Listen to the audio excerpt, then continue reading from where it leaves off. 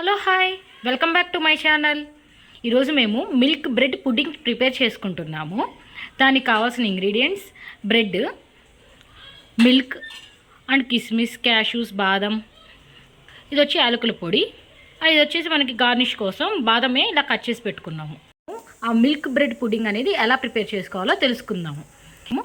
Bread ముక్కల్ని ఇలా cut చేసేసుకొని ఒక ప్యాన్ పెట్టుకొని గీ వేసుకొని కాల్చుకోవాలన్నమాట. అలా కొంచెం పైనగా వేసుకొని మనకి రోస్ట్గా అవ్వాలి. ఇలాగ మనం ఎర్రగా వచ్చేలాగా దోరగా అలా కాల్చుకోవాలి గీ వేసుకొని. ఇదేమో మనం బాదం పప్పు తీసుకున్నాం కదండి ఇందాక, వాటిని నానబెట్టుకున్నాము. అది పీల్ చేసేసేసి మిక్సీకి వేసుకున్నాం, అంటే బాదం పాలు చేసుకున్నాం. చాలా లైట్గా చాలు మనకి. నార్మల్ పాలు ఉంటాయి కదా, ఒక ప్యాకెట్ పాలు తీసుకొని అందులో కొన్ని పాలు సపరేట్ చేసి దాంట్లో షుగర్ వేసి కొంచెం కలిదిప్పాలి, కాసేపు కాగబెట్టాలి. నెక్స్ట్ మనకి ఈ బాదం పాలు ఉన్నాయి కదా, అవి దాంట్లో పోసుకొని ఇలా మనకు పెట్టుకోవాలి. తర్వాత మళ్ళీ మనం మొత్తం ఇదిగో ఈ పాలు ఉన్నాయి కదా, అవి కూడా దీంట్లోకి మిక్స్ చేసేసుకోవాలి. ఇది మనకి బాదం పాలు పోసుకున్నాం కదండి, పచ్చివాసన పోయేదాకా కాసేపు మరగబెట్టుకోవాలి. ఇదిగోండి ఇప్పుడు మనం మిగతా పాలు ఉన్నాయి కదా, అవి దాంట్లో మిక్స్ చేసుకోవాలి. నెక్స్ట్ యాలకుల పొడి వేసేసుకోవాలి.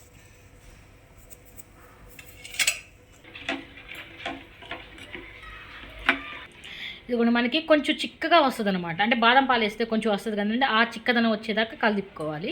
తిప్పుకొని ఇప్పుడు మనం నెక్స్ట్ ప్రాసెస్ ఇదిగోండి ఇలా అరేంజ్ చేసుకున్నాం అనమాట.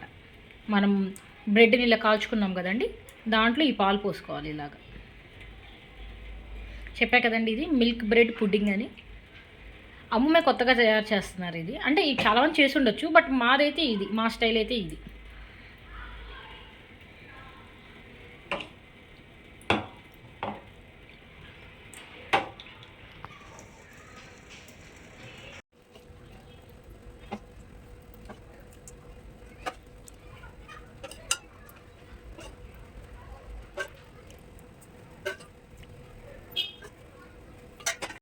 నెక్స్ట్ మనం బాదం పప్పు తీసుకున్నాం కదండి, నానబెట్టుకున్న బాదం పప్పుని ఇలా కట్ చేసుకోవాలి.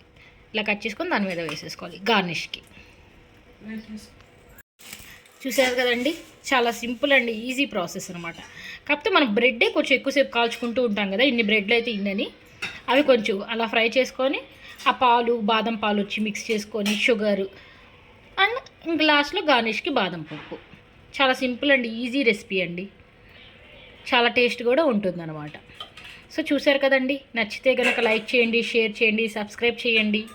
Thanks for watching. Keep smiling.